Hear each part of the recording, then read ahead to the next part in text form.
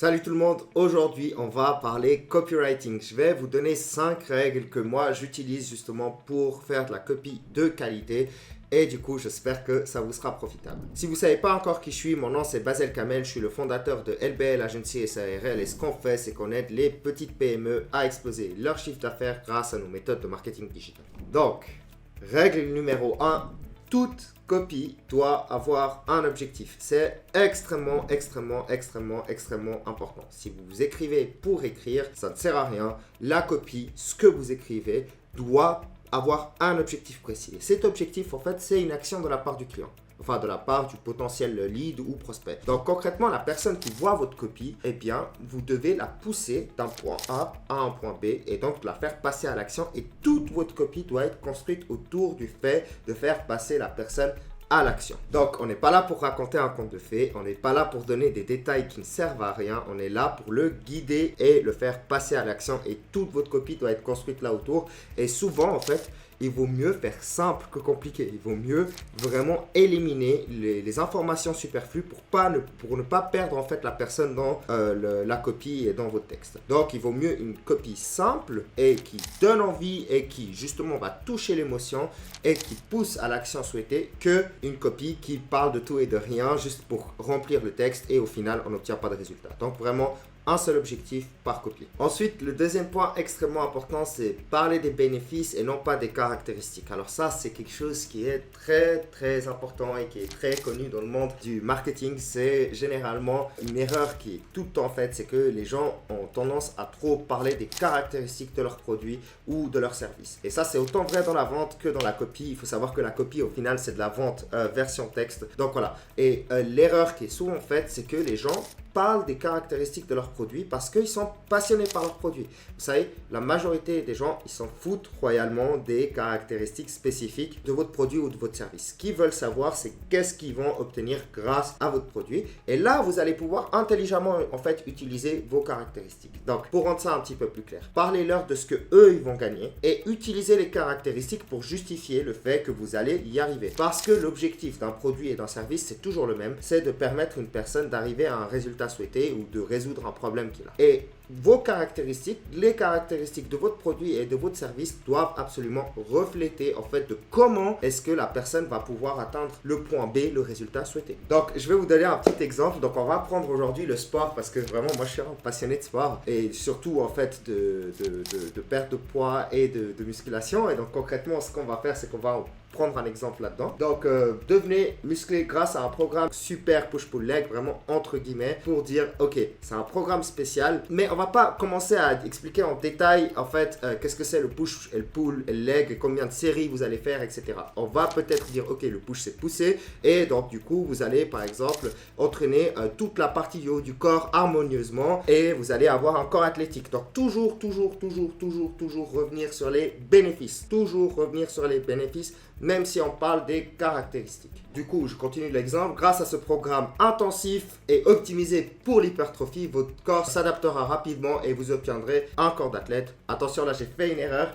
J'ai mis 2 fois le mot corps, mais du coup, voilà, ça c'était le prochain point. Il faut absolument pas, en fait, réutiliser les mêmes mots. Là, c'est une petite erreur. Donc, du coup, à la place de corps, on peut mettre vous sentirez comme un athlète, par exemple. Donc, très important de ne pas trop vous répéter pour pas que la copie, elle soit ennuyante.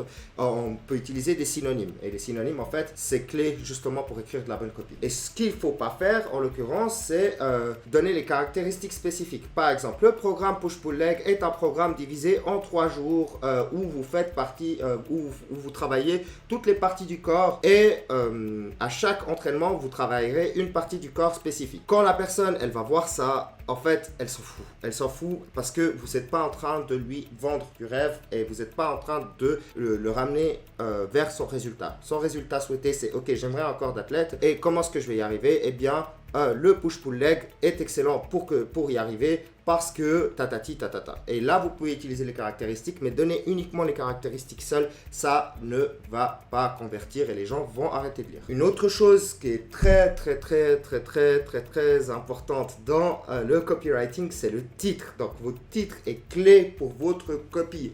J'ai jamais autant insisté là-dedans. Je veux dire, dans toutes les vidéos que j'ai faites à propos du copywriting, et c'est autant vrai en fait dans la vente, dans les écritures de vente, comme dans les emails, comme dans YouTube, comme dans absolument tout, votre titre est primordial. Parce que 80% des gens en fait vont uniquement lire votre titre. Et pourquoi? Parce que en fait le titre doit justement pousser les gens à la suite. Et la réalité cruelle, c'est que la majorité des gens en fait ils vont pas lire la suite, sauf si vous avez un titre vraiment qui attise la curiosité. Donc comment est-ce qu'on va faire ça? Et il y a deux choses à faire, c'est qu'on doit absolument toucher un sujet qui intéresse votre audience cible. Si vous parlez à des sportifs de haut niveau et que vous leur parlez en fait, je sais pas moi, des raclettes du dimanche, eh bien en fait c'est des sujets qui ne sont pas forcément corrélés. Par contre, si vous leur parlez d'un autre sportif dans leur domaine de haut niveau, eh bien, ils auront beaucoup plus de chances de cliquer parce que c'est quelque chose qui est spécifique à eux. Donc, la spécificité et donc du coup, la précision par rapport à votre audience cible, un sujet qui les intéresse, va facilement augmenter en fait votre taux de conversion et va faire facilement en sorte que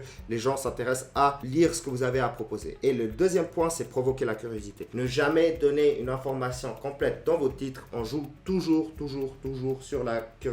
Par exemple, là j'ai donné encore un titre, comment perdre 10 kilos en seulement 3 mois sans faire de sport. Donc vraiment, là je touche aux gens qui veulent perdre du poids et je parle d'un sujet qui leur fait très peur. Généralement c'est de devoir s'épuiser au sport et du coup là on joue sur la curiosité et on joue sur le facteur que ah non t'as pas besoin de faire de sport pour perdre du poids. Et en plus c'est vrai.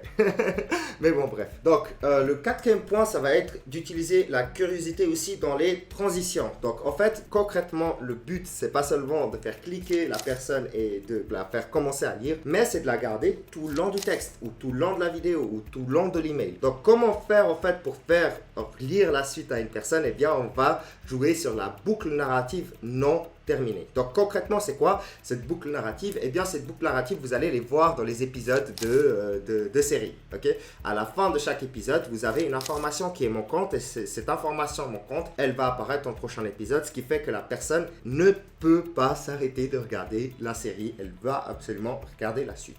Et du coup ça on va l'utiliser en fait aussi dans notre copie. Ce qu'on va faire, c'est qu'on va ouvrir une boucle narrative et ensuite on va arrêter l'information et on va la donner dans le prochain paragraphe. Et ce qui fait que la personne continue à lire et termine vraiment la copie jusqu'au bout. Et c'est pas toujours facile à faire, c'est vrai que des fois c'est un petit peu compliqué, mais on peut jouer dessus. Là je vous ai affiché un exemple, de nouveau dans le domaine du sport et de la perte de poids. Vous êtes fatigué des programmes de sport hyper épuisants et des régimes ultra efficaces pour perdre du poids, mais vous désirez quand même avoir un corps de rêve en été. J'ai une bonne nouvelle pour vous, il y a une solution simple et pas trop difficile qui va vous permettre d'atteindre vos objectifs facilement. Et donc là vraiment on se pose la question, ok c'est quoi cette solution? Et ensuite on continue l'information, on développe un petit peu, on peut faire en fait du storytelling et petit à petit on arrive au résultat et on va toucher sur l'émotion et tout le long du texte on va vraiment revenir sur quel est le bénéfice et comment est-ce qu'ils vont l'obtenir et on va toucher au problème, on va casser toutes les objections tout au long du texte. Par exemple, le dernier point extrêmement